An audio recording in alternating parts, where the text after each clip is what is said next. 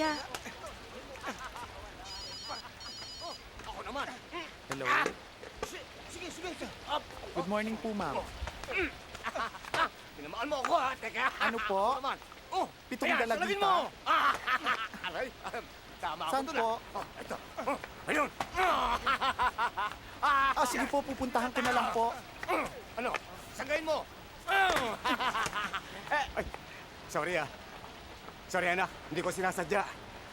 Mabuti yung para lumakas ka. Sa dami ng napapatay ng mga bakla ngayon. Ito. Mabuti sana kung mapatay ka lang. Kung pag nakawang ka, sayang naman yung pera. O sige, suntok ka lang. Ito, salagin mo. Wala. Hindi ka tatama dyan. Ito pa. Sige. Joyce Cuevas. Sino sa inyo kamag-anak ni Joyce Cuevas dito? Nurse, saan po ba dito yun? Kaano-ano niyo ho si Joyce Cuevas? Ay, hindi ko po siya kilala. Kaklase ko po siya. Eh di hindi mo siya kamag-anak. Cuevas! Cuevas! Sir, Cuevas! nasabi niyo po ba sa magulang ko? Sino ba Ha? kamag-anak nito, Joyce Nasabihan na Cuevas? siguro. Pero nasa na mga kasama mo? Cuevas! Sinundo na po sila. Pero si Joyce Tina at si Cuevas! Joyce nandun pa po. Sino ba sa inyo ang kamag-anak ni Joyce Cuevas? Ay, ako po ang guidance counselor ng high school nila. Kamag-anak lang ho ang hinahanap ko. Ako nga po yung guidance counselor ng mga estudyanteng naglaslas. Kung wala po ang mga magulang nila, ako rin po ang sasagot sa mga tanong ninyo. Ito po ang ID ko. At saka di ba nurse kayo? Bakit ang taray ninyo? Dapat mabait kayo at maalaga. Eh kayo kaya maging nurse ng 100 pasyente? Kausapin niyo na lang ho si Doc. Mayo, sandali lang ha.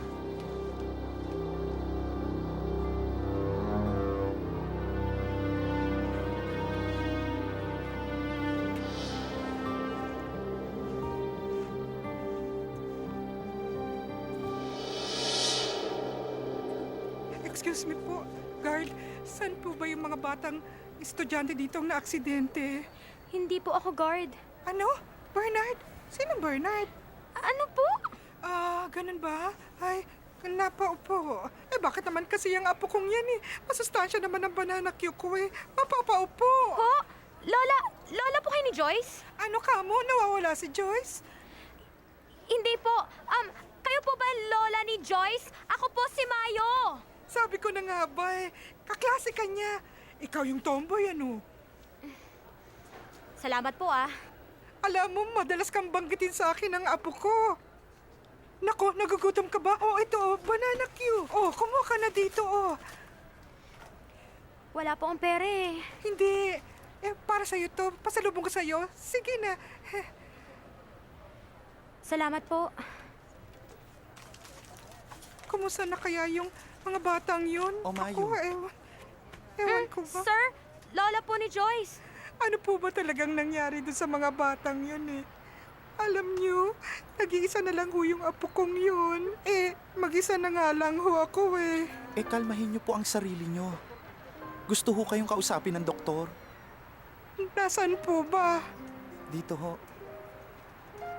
Halika kayo. Sige po, mauna na po ako. Hintayin mo ako. Ihahatid kita.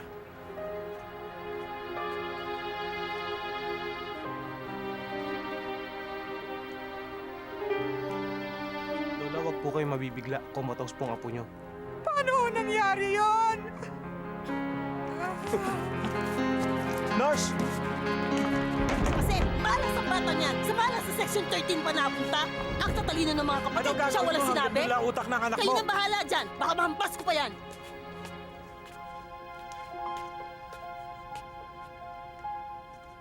Tina, pwede bang kausapin muna kita?